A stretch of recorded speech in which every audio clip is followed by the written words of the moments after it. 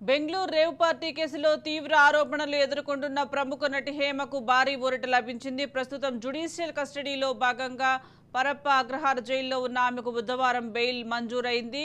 Bengaluru rural NDPS ప్రత్యేక court హేమకు షరతులతో కూడిన బెయిల్ మంజూరు చేసింది. హేమ నుంచి ఎలాంటి డ్రగ్స్ లభించలేదని, చాలా రోజుల తర్వాత వైద్య పరీక్షలు నిర్వహించామని హేమ తరపు న్యాయవాది మహేష్ కిరణ్ శెట్టి వాదించారు. దీంతో షరతులతో కూడిన బెయిల్ మంజూరు చేయాలని కోర్టు ఆదేశించింది.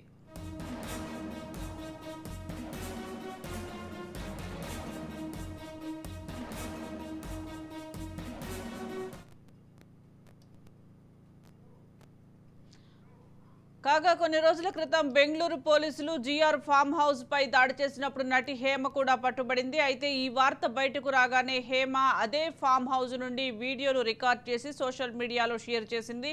ఈ వీడియో ద్వారా తాను హైదరాబాద్లో ఉన్నట్లు చూపించే ప్రయత్నం చేసింది నటి హేమ. అయితే బెంగళూరు పోలీసులు హేమ రేవ్ పార్టీలో పాల్గొన్నట్లు, అంతేకాకుండా మరికొంతమంది టాలీవుడ్ సెలబ్రిటీలను ఈ పార్టీకి తరలించే ప్రయత్నం చేసినట్లు ధృవీకరించారు. దీంతో విచారణకు హాజరు కావాలని నోటీసులు కూడా పంపించారు. అయితే తొలిసారి జారీ చేసిన నోటీసులకు అనారోగ్య కారణాలతో హేమ విచారణకు హాజరు కాలేదు. దీంతో రెండోసారి కూడా బెంగళూరు పోలీసులు నోటీసులు జారీ చేశారు. అప్పుడు బుర్కా ధరించి విచారణకు హాజరైంది. ఆ తర్వాత కోర్టు ఆమెకు 14 రోజుల పాటు జ్యుడిషియల్ కస్టడీ విధించింది. ఆ తర్వాత మూవీ ఆర్టిస్ట్ అసోసియేషన్ కూడా హేమ సభ్యత్వాన్ని రద్దు చేసింది.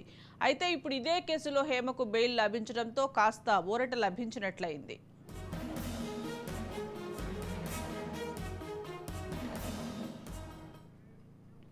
దీనికి సంబంధించి మరింత సమాచారం మా క్రైమ్ బ్యూరో చీఫ్ ఇన్నారెడ్డి అందిస్తారు. ఇన్నారెడ్డి, చెప్పండి, బెంగళూరు రేవ్ పార్టీ కేసులో హేమకు షరతులతో కూడిన బెయిల్ మంజూరు చేసినట్లుగా తెలుస్తుంది. అప్డేట్స్ ఏంటి? Good morning Sujatha. Bengaluru rave పార్టీలో నటి హేమకు ఒక రకంగా చెప్పాలంటే ఊరట లభిందని చెప్పుకోవాలి.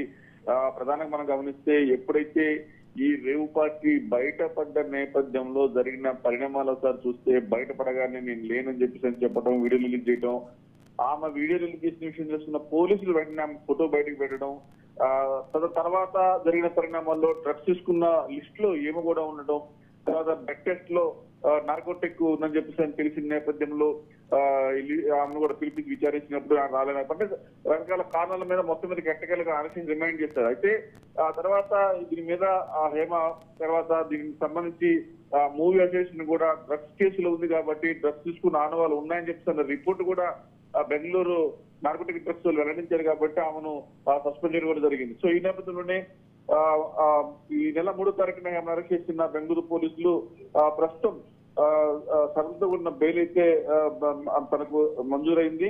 ఆమె ఈ రోజు దాదాపుగా 11 గంటల సమయంలో విడుదల అవకాశం కనిపిస్తా ఉంది. అయితే దీంట్లో ప్రధానంగా గమనిస్తే ఈ బెయిల్ కి సంబంధించిన వ్యవహారంలో ఈమె ప్రధానంగా తన కోర్టుకి స్పష్టంగా అంటే ఆమె నుంచి డ్రగ్స్ జప్తు అంటే కేసు పెట్టిన పోలీసులు రెడ్ హ్యాండెడ్ గా పట్టుకున్నట్టు కానీ, లేకపోతే ఆమె దగ్గర నుంచి డ్రగ్స్ తీసుకున్నట్టు కానీ వాళ్ళు పోలీసులు చూపించలేదు.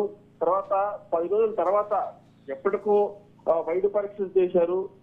సో దీంట్లో క్లారిటీ లేదు పోలీసుల దగ్గర అని చెప్పి తన విషయం మీద పూర్తి స్థాయిలో తమ వాదనలు వినిపించారు హేమత్ అడ్వకేట్లు.